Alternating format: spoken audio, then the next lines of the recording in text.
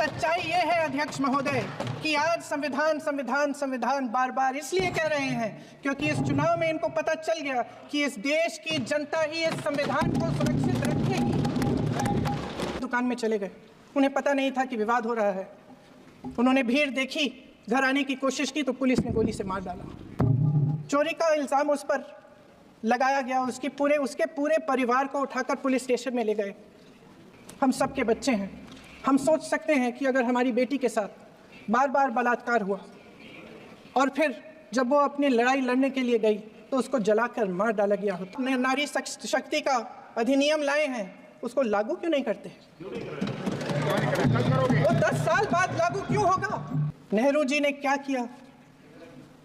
परिवर्तमान की बात करिए, देश को बताइए। सबसे पहले जो सुरक्षाकर्मी, जो जवान अफसर 13 दिसंबर को संसद की सुरक्षा के लिए शहीद हुए, उनके प्रति मैं श्रद्धांजलि व्यक्त करना चाहती हूँ। हमारा स्वतंत्रता संग्राम विश्व में एक अनोखा संग्राम था, एक अनोखी लड़ाई थी जो अहिंसा और सत्य पर आधारित थी। ये वाद संवाद की जो परंपरा है, इसको इस संग्राम ने आगे कैसे बढ़ाया? क्योंकि ये जो संग्राम था, ये जो लड़ाई थी हमारी आज़ादी के लिए, एक बेहद लोकतांत्रिक लड़ाई थी। इसमें देश के किसान, देश के जवान, देश के मजदूर, देश के अधिवक्ता, देश के बुद्धिजीवी, चाहे किसी भी जाति के हों, चाहे किसी भी धर्म के हों, चाहे किसी भी भाषा को बोलते हों, सब इस स्वतंत्रता संग्राम में शामिल हुए।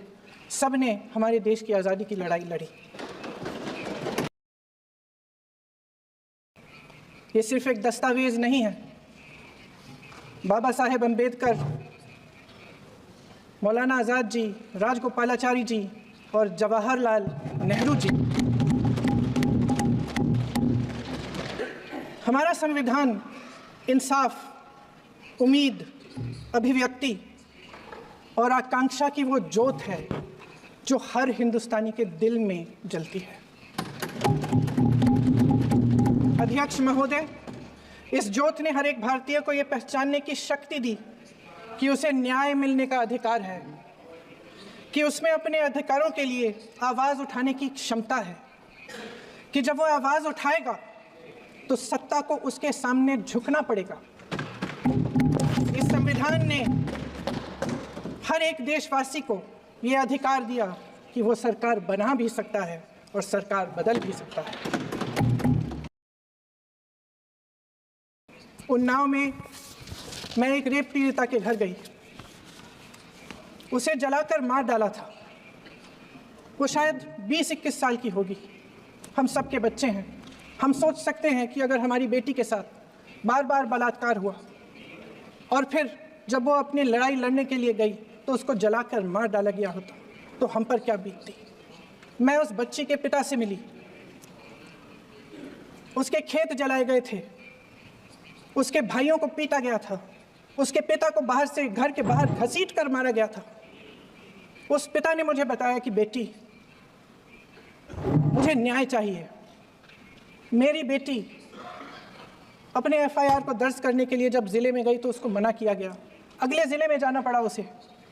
वो रोज़ सुबह 6 बजे उठकर तैयार होकर अकेली अपने मुकदमे को लड़ने के लिए अगले ज़िले में ट्रेन से जाती थी। उसके पिता ने मुझे कहा कि मैंने उससे कहा, बेटी अकेले मत जाओ, छोड़ दो ये लड़ाई। लेकिन उसकी बेटी ने उसको जवाब दिया कि नहीं पिताजी, मैं अकेली जाऊंगी, मैं लड़ूंगी, ये मेरी लड़ाई है, मैं इसको लड़ूंगी। ये लड़ने की क्षमता, ये हिम्मत उस लड़की को और करोड़ों भारत की नारियों को हमारे संविधान ने दी। आगरा में मैं अरुण वाल्मीकि के घर गई। अरुण वाल्मीकि पुलिस स्टेशन में काम करता था, सफाई का काम करता था। आप सोच सकते हैं हमारी तरह उसका भी परिवार था। नई नई शादी हुई थी, 2-3 महीनों का बच्चा था। पुलिस स्टेशन में चोरी हो गई। चोरी का इल्ज़ाम उस पर लगाया गया, उसके पूरे परिवार को उठाकर पुलिस स्टेशन में ले गए। आप हंस रहे हैं, लेकिन ये गंभीर बात है। गंभीर बात। शर्म करो। शर्म। अरुण वाल्मीकि को पीट पीट के मार डाला, उसकी बीवी को पीटा, उसके पिता के नाखून निकाले, उसके पूरे परिवार को पीटा गया। जब मैं उस जवान महिला से मिलने गई जो अभी अभी विधवा हुई थी, तो उसने मुझे कहा कि दीदी हमें सिर्फ एक चीज़ चाहिए, हमें न्याय चाहिए और हम इस न्याय के लिए लड़ते रहेंगे चाहे कुछ भी हो जाए। ये हिम्मत उस महिला को हमारे संविधान ने दी। संभल के कुछ लोग आए थे हमसे मिलने जो मृतकों के परिवार के सदस्य थे। उसमें 2 बच्चे थे, अदनान और उजैर। आप सुनिए। उसमें 2 बच्चे थे, अदनान और उजैर। एक बच्चा मेरे बच्चे की उम्र का है, दूसरा उससे छोटा 17 साल का है। दर्जी के बेटे थे। दर्जी का एक ही सपना था कि वो अपने बेटों को पढ़ाएगा लिखाएगा, एक बेटा डॉक्टर बनेगा, एक बेटा भी सफल होगा अपने दूसरा बेटा भी अपने जीवन में सफल होगा। उनके पिताजी हर रोज़ उनको स्कूल छोड़ते थे। उस दिन भी स्कूल छोड़ने के बाद अपनी दुकान में चले गए। उन्हें पता नहीं था कि विवाद हो रहा है। उन्होंने भीड़ देखी, घर आने की कोशिश की तो पुलिस ने गोली से मार डाला। वो 17 साल का बच्चा अदनान मुझसे कहता है, वो 17 साल का बच्चा अदनान मुझसे कहता है कि मैं बड़ा होकर डॉक्टर बन के दिखाऊंगा, मैं अपने पिता का सपना साकार करूंगा। ये सपना, ये आशा उसके दिल में हमारे संविधान ने डाली। हमारा संविधान एक सुरक्षा कवच है, एक ऐसा सुरक्षा कवच है जो देशवासियों को सुरक्षित रखता है, न्याय का कवच है, एकता का कवच है और अभिव्यक्ति की आज़ादी का कवच है।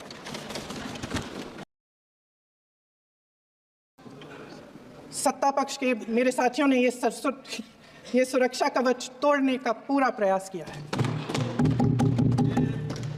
संविधान में सामाजिक, आर्थिक और राजनीतिक न्याय का वादा है। ये वादा एक सुरक्षा कवच है जिसको तोड़ने का काम शुरू हो चुका है। लैटरल एंट्री और निजीकरण के जरिए ये सरकार आरक्षण को कमजोर करने का काम कर रही है। सच्चाई ये है अध्यक्ष महोदय कि आज संविधान बार बार इसलिए कह रहे हैं क्योंकि इस चुनाव में इनको पता चल गया कि इस देश की जनता ही इस संविधान को सुरक्षित रखेगी।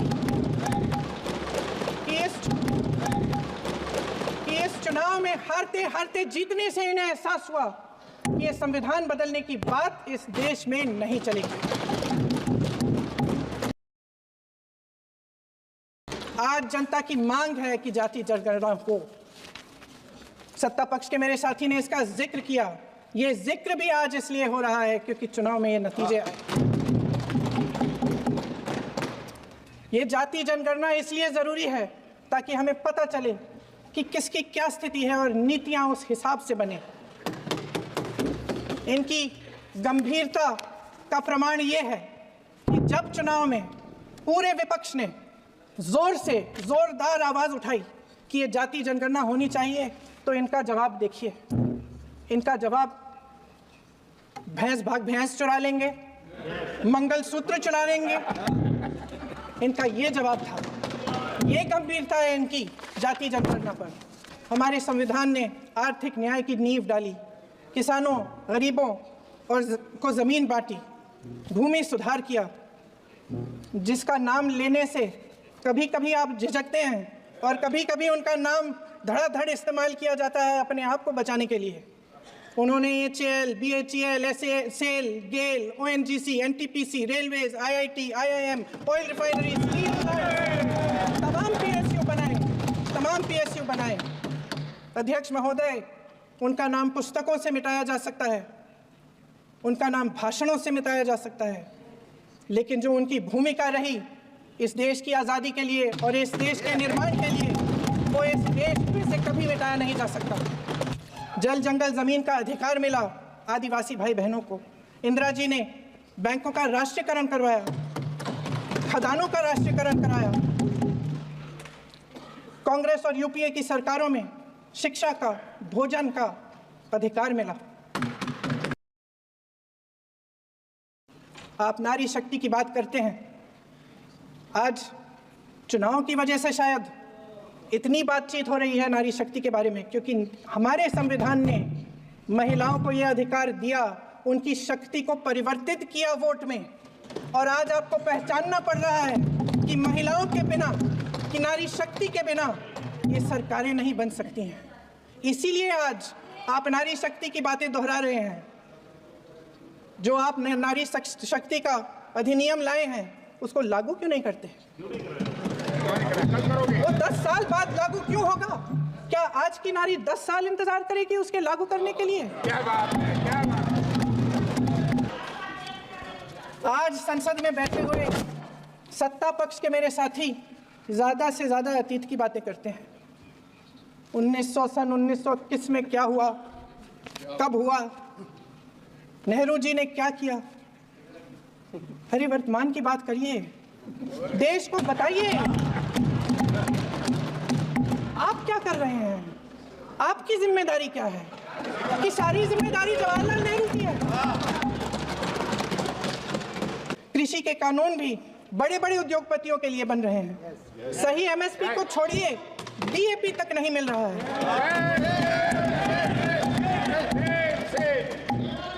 वायनाड से लेकर ललितपुर तक इस देश का किसान रो रहा है। आपदा आती है तो उसको कोई राहत नहीं मिलती। भगवान भरोसे है आज इस देश का किसान, उसको छोड़ दिया गया है। आज हिमाचल में देखिए, जितने भी कानून बने हैं वो सब बड़े बड़े उद्योगपतियों के लिए बन रहे हैं। हिमाचल में जो सेब उगता था, उसके जो छोटे छोटे किसान हैं वह रो रहे हैं, क्योंकि एक व्यक्ति के लिए सब कुछ बदला जा रहा है। सारे बिजनेस, सारे संसाधन, सारी दौलत, सारे मौके एक ही व्यक्ति को सौंपे जा रहे हैं। सारे बंदरगाह, एयरपोर्ट्स, सड़कें, रेलवे का काम, कारखाने, खदानें, सरकारी कंपनियां सिर्फ एक व्यक्ति को दी जाए। अध्यक्ष महोदय, सत्ता पक्ष के हमारे साथी ने एक उदाहरण दिया उत्तर प्रदेश की सरकार का, तो मैं भी एक उदाहरण दे देती हूँ। महाराष्ट्र की सरकार का मैं भी एक उदाहरण दे देती हूँ। हिमाचल की सरकार को तोड़ने की कोशिश किसने की? पैसों के बल पे की गोवा की सरकार। तमाम उदाहरण है। क्या ये सरकारें जनता ने नहीं चुनी थी? क्या संविधान इन पर लागू नहीं था? पूरी देश की जनता जानती है कि इनका हंसती है, जानती है कि इनके यहाँ तो वॉशिंग मशीन है, तो यहाँ से वहाँ जाता है वो धुल जाता है। इस तरफ दाग, उस तरफ स्वच्छता। और मेरे कई ऐसे साथी हैं जो इस तरफ होते थे उस तरफ चले गए, मुझे दिख भी रहे हैं, वॉशिंग मशीन में शायद धुल गए हैं। प्रधानमंत्री जी यहाँ सदन में संविधान की किताब को यूं माथे से लगाते हैं, लेकिन संभल में, हाथरस में, मणिपुर में जब न्याय की गुहार आती है, उठती है, तो उनके माथे पे शिकन तक नहीं आता। शायद समझ नहीं पाए हैं कि भारत का संविधान संघ का विधान नहीं है। भारत के संविधान ने हमें एकता दी, हमें आपसी प्रेम दिया। उस मोहब्बत की दुकान जिस पर आपको हंसी आती है, उसके साथ करोड़ों देशवासी चले। इस देश की जनता ने खुलकर आलोचना की, निडर होकर धरने किए, प्रदर्शन किए। जब जब जनता नाराज हुई तब तब सत्ता को ललकारा, उसे चेतावनी दी, बड़े से बड़े नेताओं को कटघरे में खड़ा किया, उनसे जवाब मांगा, न्याय मांगा। इस देश के छोटे छोटे से नुक्कड़ की दुकानों में, चाय की दुकानों में, इस देश के घरों में, गलियों में, मोहल्लों में, अखबारों में, प्रकाशन घरों में, न्यायपालिकाओं में चर्चा कभी बंद नहीं हुई। लेकिन आज ये माहौल नहीं है। आज जनता को सच बोलने से डराया जाता है, धमकाया जाता है। पत्रकार हो या विपक्ष का नेता हो या किसी यूनिवर्सिटी का प्रोफेसर हो, छात्र संघ हो या कर्मचारियों का संगठन हो, सबका मुंह बंद कराया जाता है। किसी पे ईडी, किसी पे सीबीआई, किसी पे इनकम टैक्स, फर्जी मुकदमे लगवाए जाते हैं, जेल में डाल दिया जाता है, विपक्षी नेताओं को जेल में डाल दिया जाता है, उनको सताया जाता है। किसी को नहीं छोड़ा इस सरकार ने। उत्तर प्रदेश में मुझे याद है कुछ अध्यापिकाएं प्रदर्शन कर रही थी, उन पर मुकदमा डाल दिया देशद्रोही का, उन्हें देशद्रोही कह दिया। इन्होंने देश का पूरा माहौल भय से भर दिया है। इनकी मीडिया की मशीन झूठ फैलाती है, तरह तरह के आरोप लगाती है, और शायद वह भी भय में ही है। महोदय, मैं इस सदन को याद दिलाना चाहती हूँ कि ऐसा डर का माहौल देश में अंग्रेजों के राज में था। जब इस तरफ बैठे हुए गांधी की विचारधारा वाले लोग आज़ादी की लड़ाई लड़ रहे थे और उस तरफ वाली विचारधारा वाले लोग भय में रहकर अंग्रेजों के साथ साठगांठ कर रहे थे। वायनाड में जो आपदा आई उसमें एक छोटा लड़का था 17 साल का। 6 घंटों के लिए उसने अपनी माँ को बचाने की कोशिश की। 6 घंटों के लिए आप सोच सकते हैं कि अगर नदी की धारा बह रही है, नाराज है, आप अपनी माँ को पकड़े हो, 6 घंटों के लिए पकड़े रखते हो कि मेरी माँ बच जाएगी, और अंत में वो माँ भी बह जाती है। उस लड़के का साहस,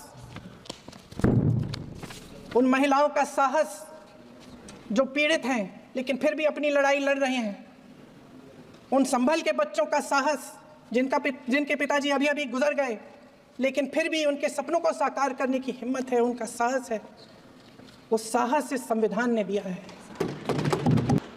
सत्यमेव जयते। जय हिंद।